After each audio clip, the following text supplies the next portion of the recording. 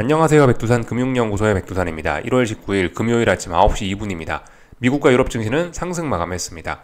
상승 마감하면서 미국 증시 같은 경우는 어떤 쌍고점 우려를 조금 좀 많이 덜어내게 됐습니다.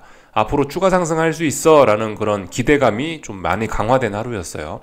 물론 아직까지 미국 증시가 쌍고점 우려를 완전히 벗어던진 건 아닙니다. 아직 쌍고점 우려를 완전히 극복한 것은 아니라서 아직까지 하방 투자하시는 분들이 조금 더 계기자면 계기일 수는 있는데, 근데 일단은 그 어떤 쌍고점 가능성은 좀 많이 낮아진 상황입니다. 추가 상승 가능성, 어떤 큰 상승장의 시작이 될 가능성이 굉장히 어떤 그런 기대감이 굉장히 높아진 하루였다라고 볼 수가 있겠습니다. 기업 실적에 주목을 했기 때문에 주식시장은 상승을 했고요. 하지만 이제 주식시장 외적인 부분으로 살펴보자면은 악재가 또 더해진 하루였긴 했습니다. 악재가 나오긴 나왔죠. 신규 실업수당 청구 건수인데요. 예상치를 하회하면서 고용시장이 너무 뜨겁구나. 이거 금리 인하는 물 건너갔구나 라는 생각이 더욱더 어제 강하게 퍼졌죠. 이거는 악재죠. 그죠? 이 지표를 기점으로 해서 금리가 좀 탄력적으로 올랐고 달러가 탄력적으로 올랐고 이런 점들은 증시에 분명히 악영향을 미치는 게 맞는데, 근데 어제 주식시장은 올랐죠. 결과적으로 상승 마감했죠. 나 금리 인하 기대감을 갖고 지금까지 계속 올라왔는데 이제는 금리 인하 기대감은 일단 좀 모르는 척하고 지금 기업 실적 발표가 되고 있으니까 나는 기업 실적으로 눈을 돌릴란다. 나는 일단 금리 인하 기대감은 이제 못 본 척 할란다 라고 하면서 주식시장이 일단 올랐다라고 이렇게 볼 수가 있겠습니다. 그래서 이 금리와 달러와 주식시장의 움직임이 이제 완전 지금 디커플링이 되어 가고 있는데, 한 하루 이틀 정도 지금 그런 모습들이 나타나고 있는데, 계속 이럴지 아니면은 어젯밤에 주식시장의 상승이 속임수였는지 그런 거는 좀 확인을 해볼 필요가 있다고 봅니다. 어젯밤 말씀드렸다시피 금리와 달러가 올랐는데요. 이게 거짓으로 보이지는 않습니다. 왜냐하면 이걸 뒷받침할 만한 명백한 증거가 있었기 때문에, 고용지표가 어떻게 좋게 나왔다. 그렇기 때문에 금리와 달러가 올랐다는 거기 때문에 금리와 달러의 이런 상승은 말이 된다라고 생각합니다. 이거 믿어줄만 하다라고 생각해요. 근데 이제 그 주식시장은 실적이 좋다는 핑계로 지금 올랐지 않습니까? 지금 이거는 주식시장이 일단 지금 무시하고 있는 그런 상황인데, 하루 이틀 정도 무시할 수 있다. 오늘 밤에 이제 다시 이거를 이제 반영을 하는지가 이제 굉장히 좀 중요해질 것 같네요. 그죠? 미국 증시는 이제 오늘 밤까지 상승을 하면서 계속해서 고점을 높여주면은 쌍고점 우려를 거의 99% 이상 씻어내버리는 거기 때문에, 하여튼 오늘 밤이 어떻게 이제 마지막 이제 그런 비벼볼 수 있는 그런 날이 될 것 같긴 합니다. 물론 사실 어젯밤에 상승을 함으로 인해서 이미 쌍고점 가능성은 많이 훼손되긴 했는데요. 그럼에도 불구하고 아쉬우니까 지금 워낙 중요한 자리라 말씀을 드리고 있으니까 그런 속일 수도 있을 수 있다라고 일단 가능성은 열어놓고 마지막까지 좀 확인 정도 해보면 좋을 것 같습니다. 그래서 이런 모르는 척 하는 게 오늘 밤에 다시 반영이 될지, 또 그리고 오늘 밤에 실질적으로 이 증시가 쌍고점 우려를 거의 다 없애버릴지, 이런 점들 우리가 좀 지켜보면 될 것 같다라는 겁니다. 하여튼 약간 좀 의아했어요. 어젯밤에 이제 금리와 달러가 좀 많이 올랐다고 말씀을 드렸는데, 다보스 포럼이 좀 영향을 미치기도 했었습니다. 다보스 포럼에서 여러 가지 이제 유명한 분들이 나와가지고, 이제는 금리 인하 신중하게 해야 된다라는 그런 매파적인 발언들을 쏟아냈는데요. 이런 걸로 인해서 금리 인하 기대감이 좀 많이 꺾였고, 그로 인해서 금리가 좀 더 많이 올라가기도 했습니다.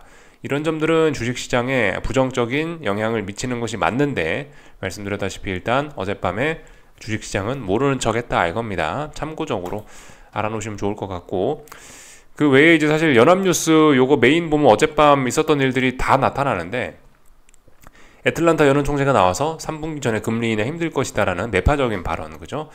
그렇기 때문에 금리가 올랐다 볼 수 있겠고요.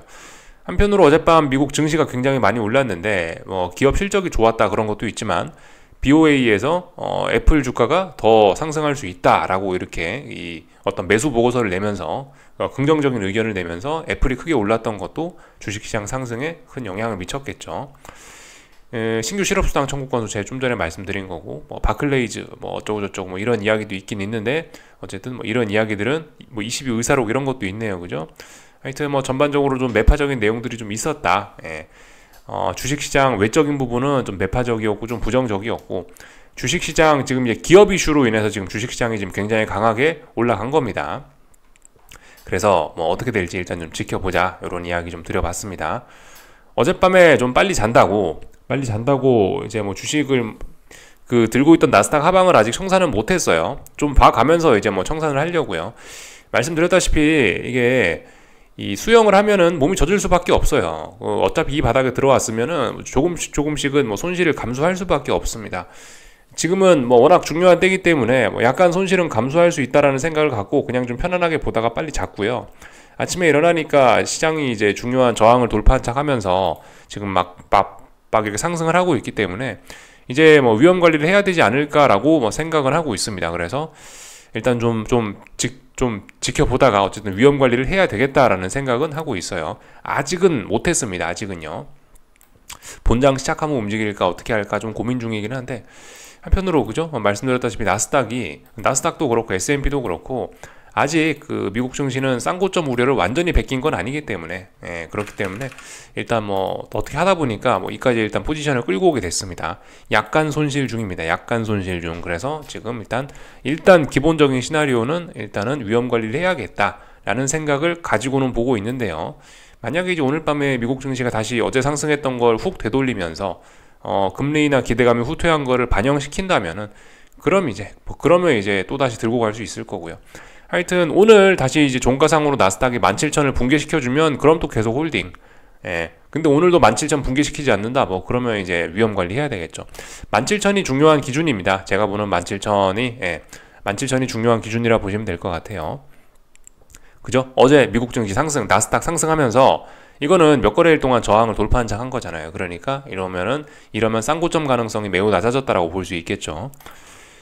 어젯밤 같은 경우는 사실 좀 이제 시작부터 나스닥이 갭상승 출발을 했는데, 이제 현물지수 기준으로 보면요, 갭상승 출발을 했는데 어제 같은 경우는 이제 이렇게 생각을 하시면 됩니다. 장 초반부터 어젯밤 굉장히 강력한 매수세가 등장을 했던 거고, 어젯밤 같은 경우는 사실 상승하고 싶은 생각이 있었으면 이렇게 상승 마감하는 게 자연스러운 날이 됐었습니다.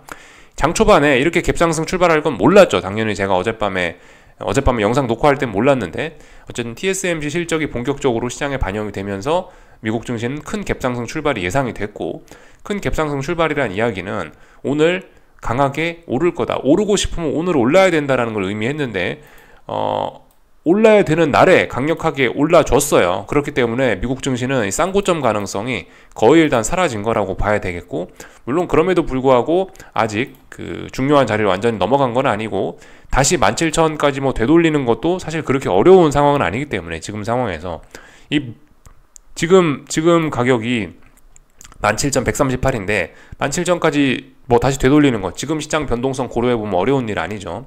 그렇기 때문에 아직까지 뭐 조금은 뭐 더 지켜보고 있는 그런 상황입니다.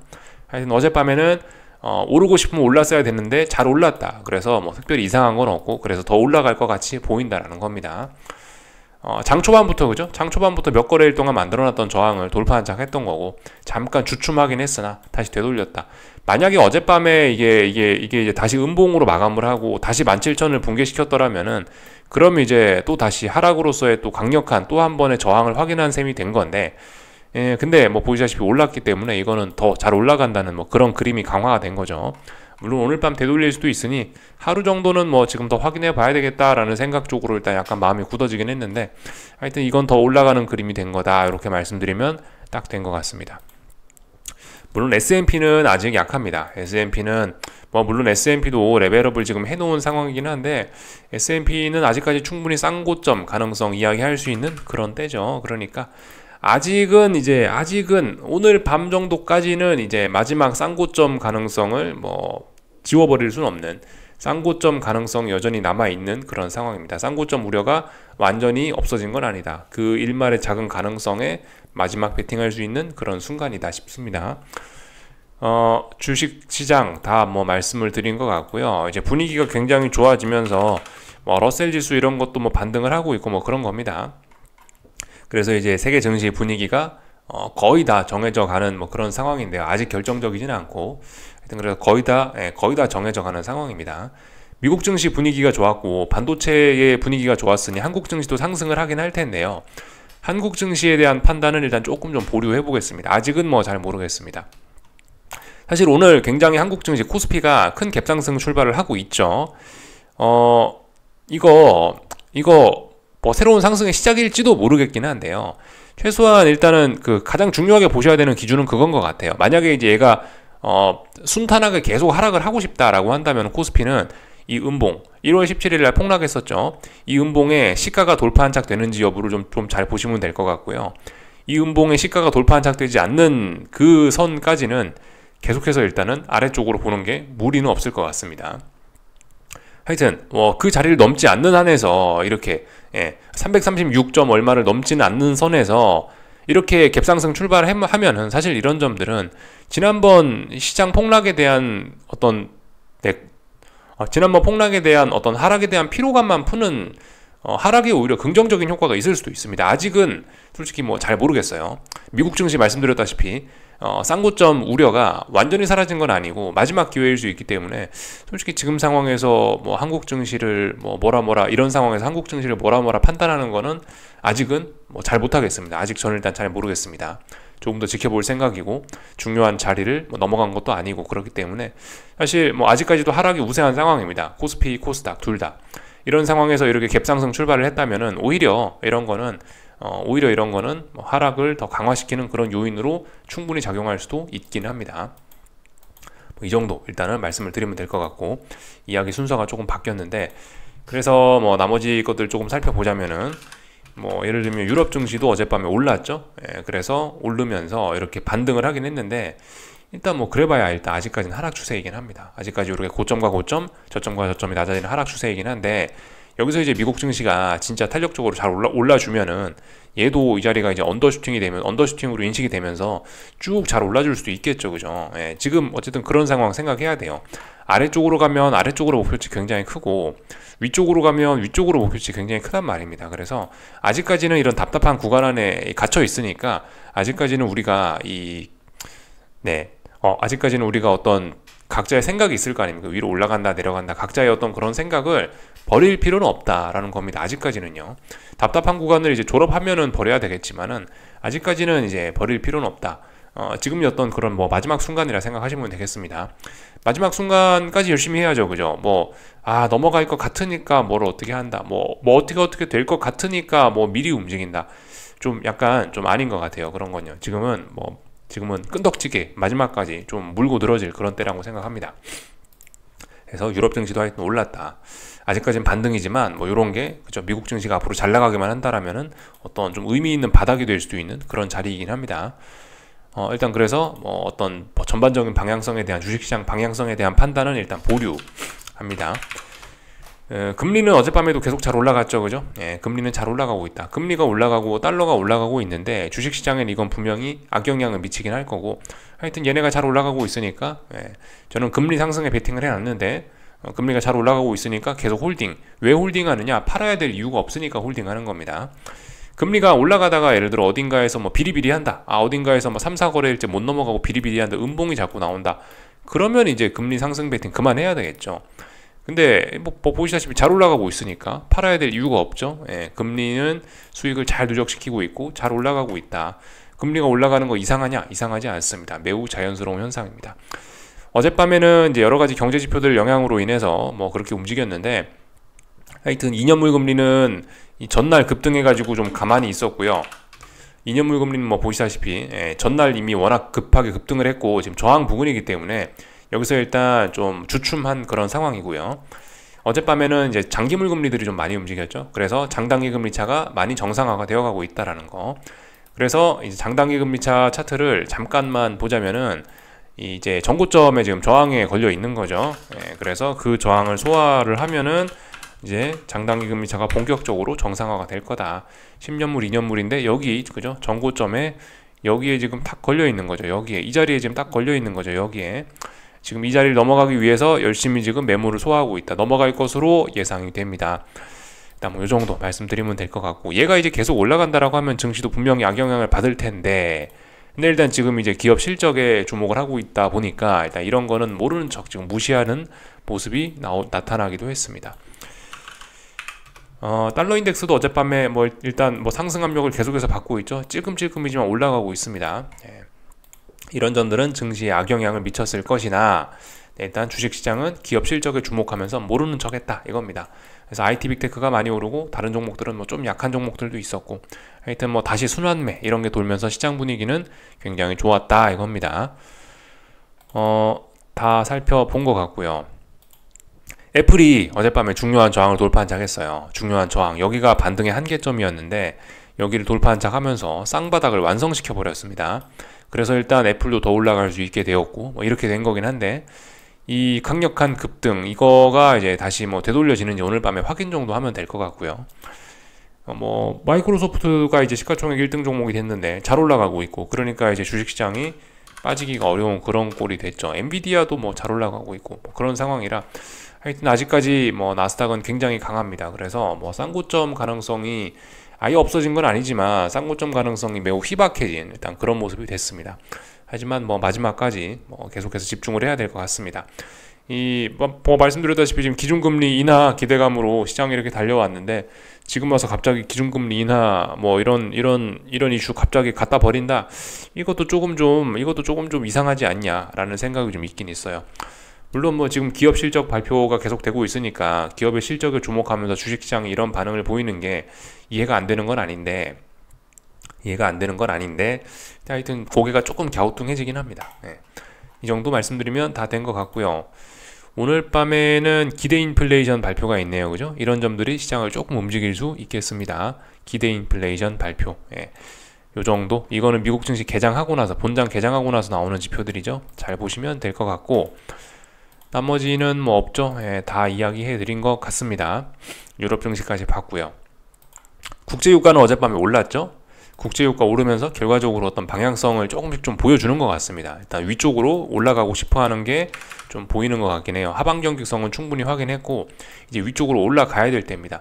저항들이 근데 만만치 않아서 이 저항들만 여기 있는 이런 저항들만 좀 극복을 하면은 완전히 상승 추세로 전환될 수도 있고, 지금 어쨌든 그래요. 금리의 상황이나 달러의 상황 같은 걸 보면은 이제 국제유가는 좀 올라가는 게 맞지 않겠냐 싶긴 합니다. 이런 점들도 인플레 우려, 재부각 이러면서 주식시장에 악영향을 미칠 수는 있는데, 지금 일단 주식시장은 기업의 실적에 주목하고 있기 때문에 이런 건 눈에 잘 들어오진 않는 모습이에요.